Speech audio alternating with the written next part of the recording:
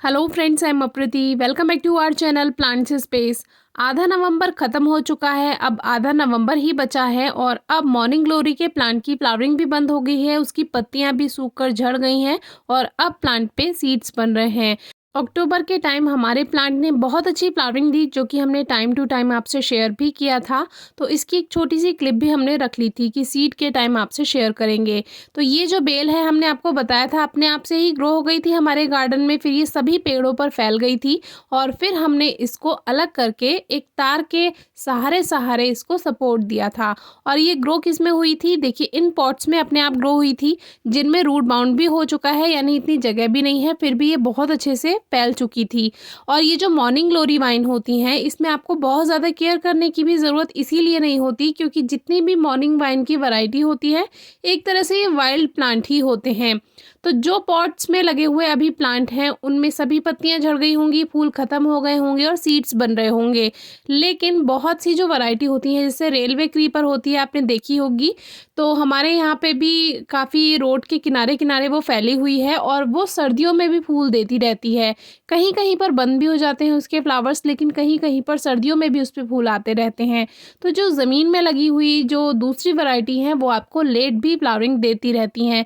लेकिन पॉट में ग्रो की हुई जो भी मॉर्निंग ग्लोरी होगी, उसके सभी की पत्तियां झड़ जाएंगी जहाँ पर सर्दियां होती होंगी। तो अब हमारे यहाँ सर्दियों की शुरुआत हो गई है, नवंबर भी आधा बीत चुका है, तो अब इस प्लांट पे केवल आपको सीड दिखाई देंगे।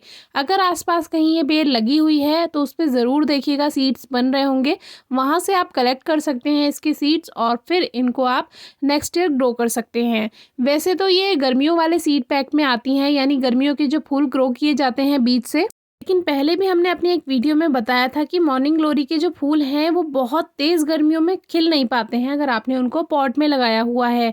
तो कोशिश कीजिए कि अगर आप पॉट में लगा रहे हैं तो लगभग जून से आप इसके बीज उगाएं, उससे पहले ना उगाएं, क्योंकि फिर अच्छी फ्लावरिंग नहीं होगी, फिर आपको अच्छा नहीं लगेगा।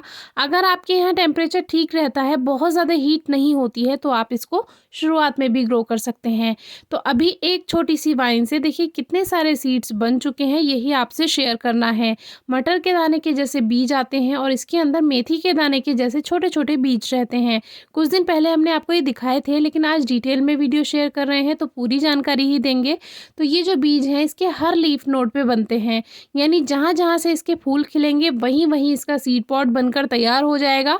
और सबसे अच्छी फ्लावरिंग, सबसे अच्छे सीड्स ये इन्हीं दिनों बनाकर देता है, यानी कि जो लगभग अगस्त से फ्लावरिंग होती है, लगभग जुलाई के बाद से जुलाई, अगस्त, सितंबर, अक्टूबर, इसमें बहुत अच्छी ग्रोथ होती है, बहुत अच्छी फ्लावरिंग भी इसी टाइम मिलती है प्लांट की।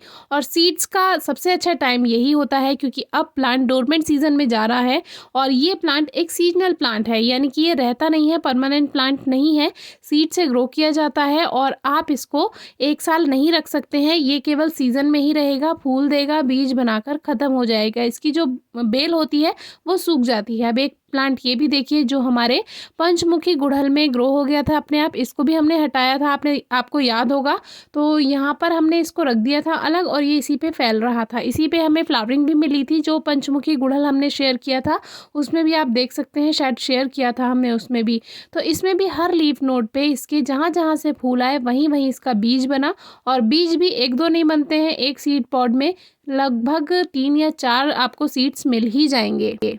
इस तरह से जब आप एक प्लांट ग्रो करते हैं तो आप नेक्स्ट ईयर के लिए इतने सारे सीड्स बना लेते हैं कि बहुत बड़ा गार्डन भी इन फूल को आप तैयार कर सकते हैं। कोई क्वेरी हो तो ज़रूर पूछिएगा। Thank you.